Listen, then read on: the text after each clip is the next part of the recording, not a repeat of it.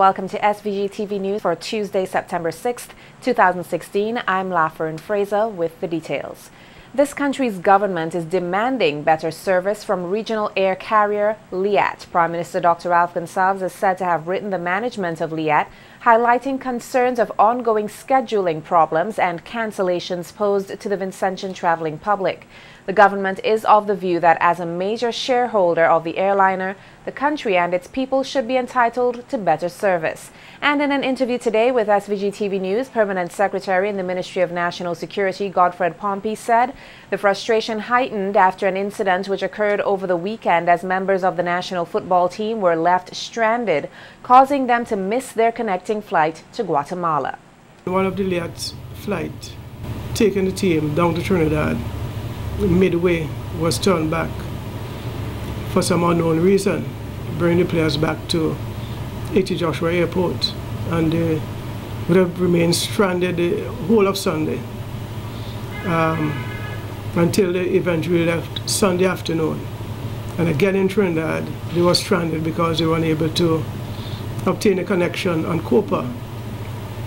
And so the players weren't able to travel until late last night. And we're talking about the match taking place sometime today. So it means then that half the team would have gone on, though late, while some of the players would have just arrived a few hours before the match. And what do we expect in terms of performance from the team? Because these players will be tired and frustrated, having been stranded for 2 days.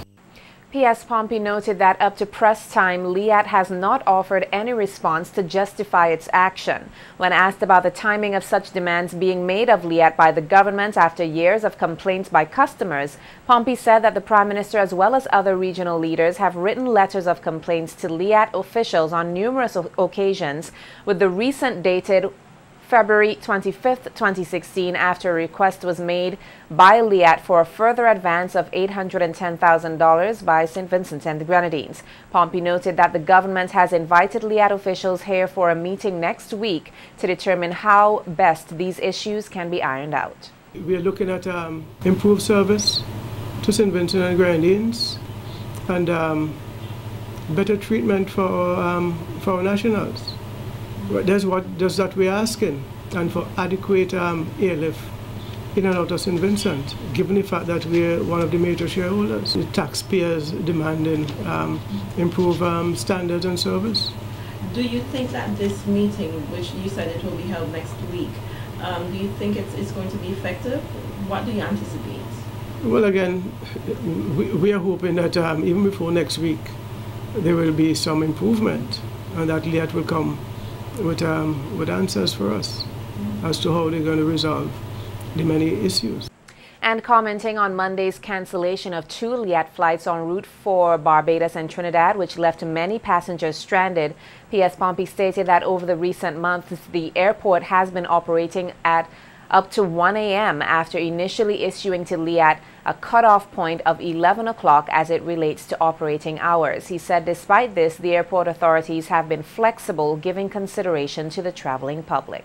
Presently, we are trying to avoid a situation in terms of staff frustration because it's been getting to the staff having to work after 12 since June, July, without due compensation, right? Because they're not given overtime, and that is one of my demands to LIAT, and that will form part of our discussion, that anything beyond 12 o'clock, that they will be billed in terms of overtime for the staff, because we just cannot continue.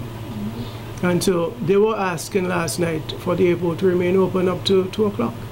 I said that it's totally unreasonable after our conversation yesterday, and having been given the assurance that that additional flights will be added to take care of the stranded passengers, but that never materialized. But instead, they asked for an extension, which we just couldn't grant. In light of the recent price increase of liquefied petroleum gas, or LPG, the Ministry of Foreign Affairs, Trade and Commerce has instituted a set of measures to protect LPG consumers and retailers. The ministry says that it is seeking to not only promote the enforcement of laws according to the Price and Distribution of Goods Act, but to instill standards and a licensing system and so reduce opportunities for price gouging. Speaking on a radio program yesterday, Permanent Secretary in the Ministry of Foreign Affairs, Trade and Commerce, Nathaniel Williams, pointed out that while persons are being urged to follow the law or face the consequences, the ministry also advises that they use their social conscience and engage in social partnership. Proactiveness of the ministry is to get the officers out there, discuss with these people, and also in partnership with Rubis and Sol, ensure that resellers who are not abiding, we may even want to have them stop selling. So they no longer, so Rubis and Sol have agreed we will no longer allow them to sell our products because they're not abiding by the law. But there has to be certification. So that's why we need standards in place. And Rubis and Sol has agreed to train their resellers. Literally call them to a workshop training, let them know the issues, and carry it out. Because you don't want to bring the law on a man's head. Of course, many of them, in my view as the Permanent Secretary, deserve it because they have been doing a lot of price gouging. Stressing the need for there to be set standards, Williams highlighted work being done by the Bureau of Standards in order to ensure that both Vincentian consumers and retailers alike benefit from the new regulatory system. Agencies that they are meeting with, both state and non-state actors really, and they're putting together standards for both the LPG, diesel and gasoline. The director, Mr. Ledger, has advised that before the end of the year, in the fourth quarter, we should have it out. What we're doing also, or what he's doing, I should say, he is looking at prices in other countries or standards in other countries, Grenada, Dominica, similar to us, and ensure that under the law of the OECS treaty, we all have a similar approach. Very well. So I expect him to, at some time here on, to advise us. A call has been made by the president of the Credit Union League for an increased understanding of the benefits of collective action and networking by all levels of leadership within the credit union movement. President Dwight Lewis made the call during a press conference today, which was held to update the public on the upcoming 14th annual OECS Credit Union Summit. Lewis stated that the conference planned for the Bucamet Bay Resort will address several issues relating to the credit union movement, as well as possible areas of innovation and growth, and expressed confidence that the summit will result in the culmination of ideas and recommendations beneficial to the growth and development of credit unions throughout the region. Certainly, if you have a summit, you would want coming out of it things that would impact the movement, things that the movement would be able to use for its own development. A team of facilitators comprising consultants from the SVG credit union sector will identify and synchronize key issues arising out of all of the discussion and coordinate the closing plenary session of the business segment to arrive at recommendations for the way forward in the post-summit period.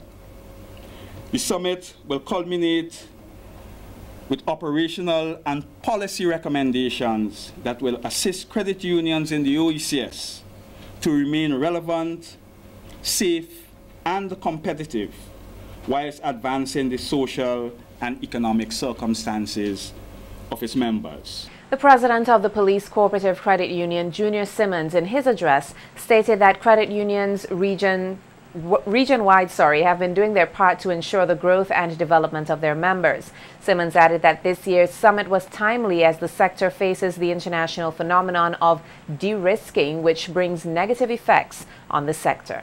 That is where the largest and most powerful financial institutions have terminated or restricted correspondent banking relationships with customers that are deemed high risk.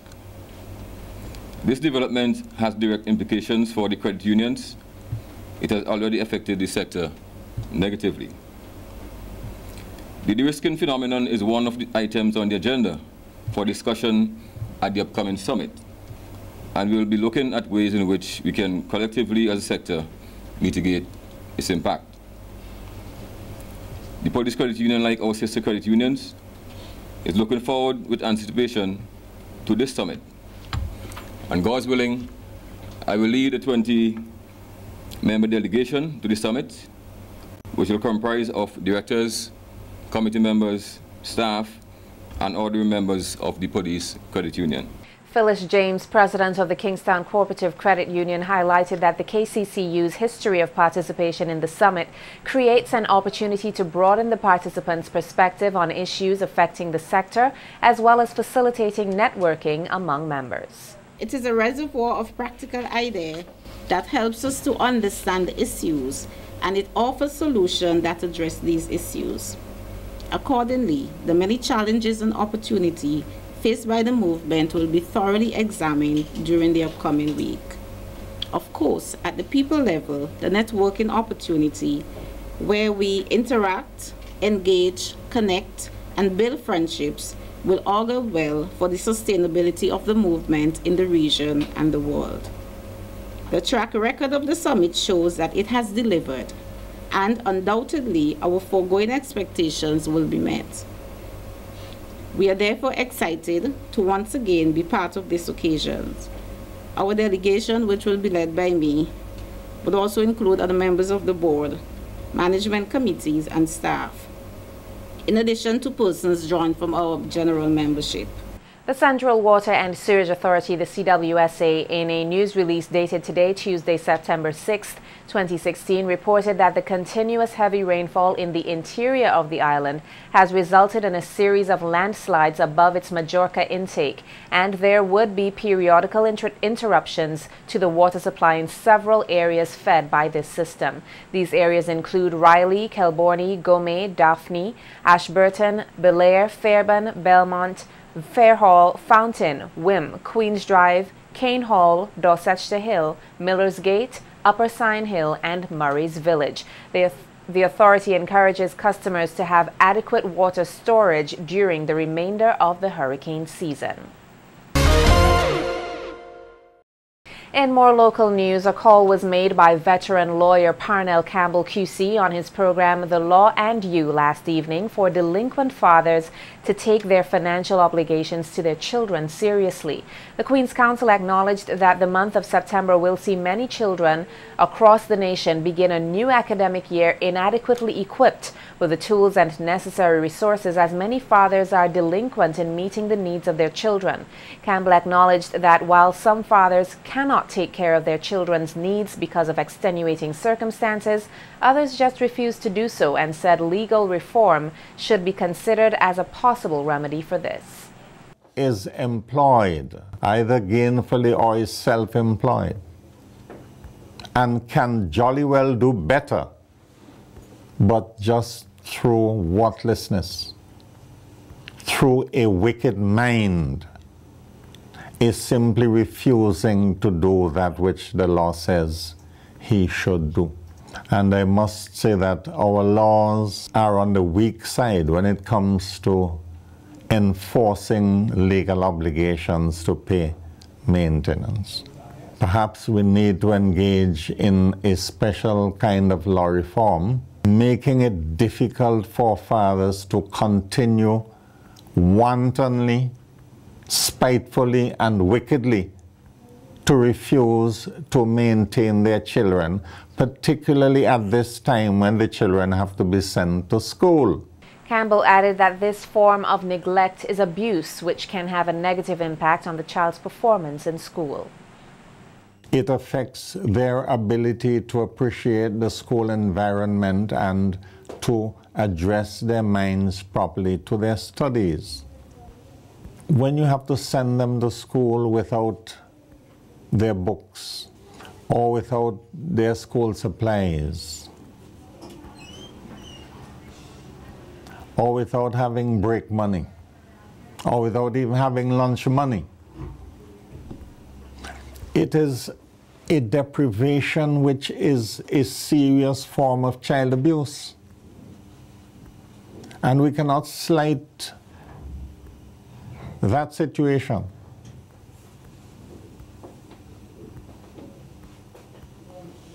The good Lord requires us to take proper care of all children. Campbell also called on women, particularly relatives of men who are delinquent, to encourage them to do better. As good Christians, we should do unto others as we would want them to do unto us. You young sisters of delinquent men, your turn may come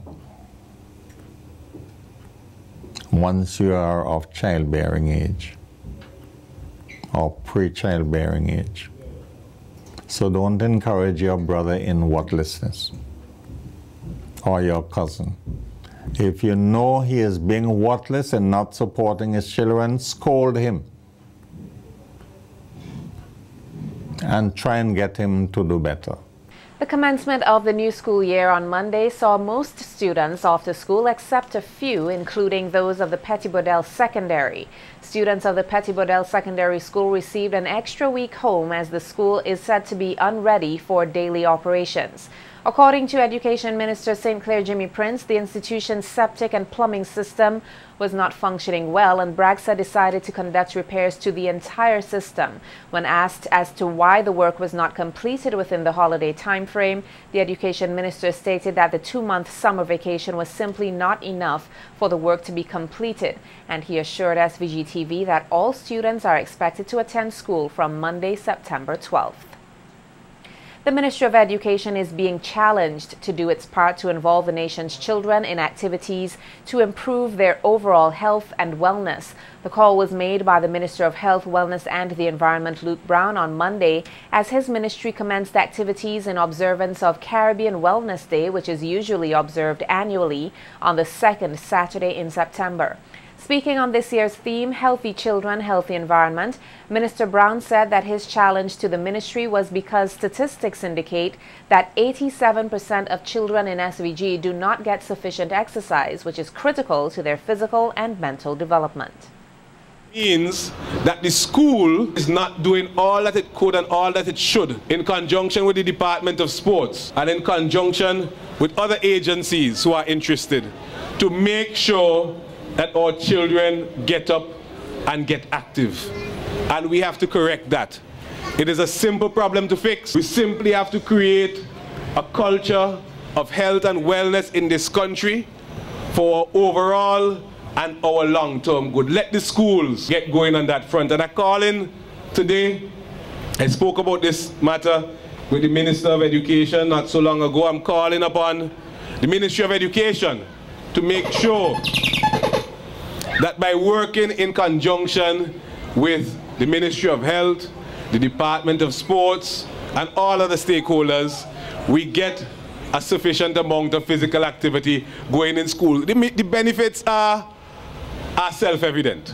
Brown added that while his ministry as well as members of the private sector have been playing their part in ensuring that children have access to healthy food, more needs to be done. And in that activity, he is working in conjunction with the Ministry of Health. These individuals are playing their part to make sure that at the school we have healthy food going on. In the case of breakfast, where some children don't have breakfast, in the case of lunch, through our school feeding program. Still, notwithstanding some good and commendable work, we have too many of our children drinking carbonated beverages. And these beverages, such as Buster and Chubby, well, they couldn't think about a more appropriate name, Chubby. Because that is precisely the kind of society they want to create here, a chubby society.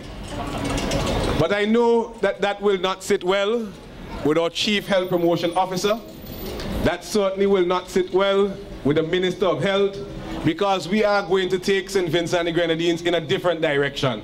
Also in her address to the gathering, Chief Health Promotions Officer Patsy Wiley stated that schools have a special responsibility to ensure that children develop healthy behaviors and called upon all sectors to create the requisite healthy environment. That is, creating smoke-free environments and promoting other healthy behaviors such as healthy food choices and increased physical activities in schools.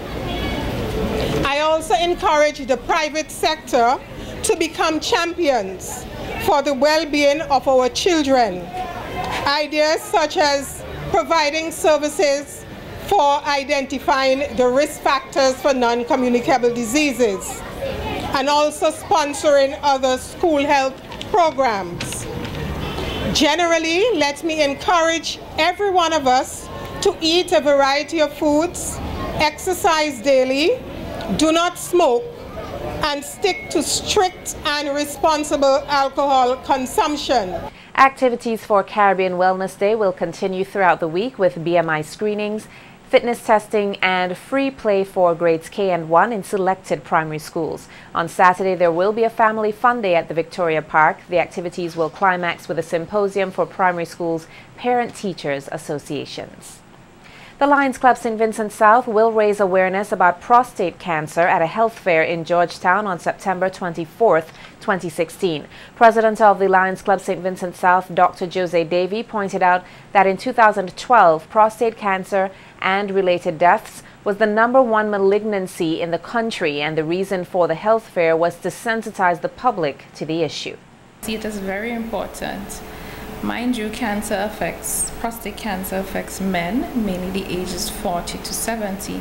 You know, 40 is pretty young. We're talking about our workforce, we're talking about somebody's father, somebody's uncle. And men always get ignored. You hear a lot about breast cancer and lots being done for breast cancer. So we thought it was time to refocus. Also, according to worldwide statistics, St. Vincent ranks #7 in the world for prostate cancer deaths. We cannot allow men to keep dying like this. Davy also highlighted that prostate cancer must be addressed in the early stages so as to prevent the untimely death of our men. The 24th of September, we're having a health fair, and this will be at Georgetown in the Trinity Hall area. The main focus, the theme, would be saving Vinci men. We hoped to screen at least 60 men. So we want men ages 40 to 70 to come out to have their blood drawn. This blood will be tested at the lab. If the figures are high, then we would have to do further screening or get the person into care. So that's the main theme of the health fair. Of course, there'll be your usual blood sugar checks, blood pressure checks, HIV, and exciting topics, relevant topics, such as prostate cancer itself, HIV and STDs, childhood obesity. We know this is becoming a huge one. We'll have chats like that as well. Telecommunications giant Digicel has appointed a new country manager for SVG. On Monday, John Davies was formally introduced as the new country manager and expressed his anticipation and commitment to the continued growth of Digicel. Davies, who boasts some 28 years' experience in telecoms business, expressed much gratitude to former country manager John Gidhari, having placed Digicel at the forefront in the establishment and maintenance of critical relationships. According to a news release, Davies, who joined the company in 2015 as the head of sales and services at Digicel Cayman Islands, will be contributing a wealth of knowledge to the Vincentian market in the areas of retail, retention, and marketing. Meantime, former country manager John Gidhari noted his satisfaction on having achieved the company's established goals in SVG, adding that he will remember the warmth and hospitable nature of Vincentians. He gave the assurance that there will be great things in the future for Digicel.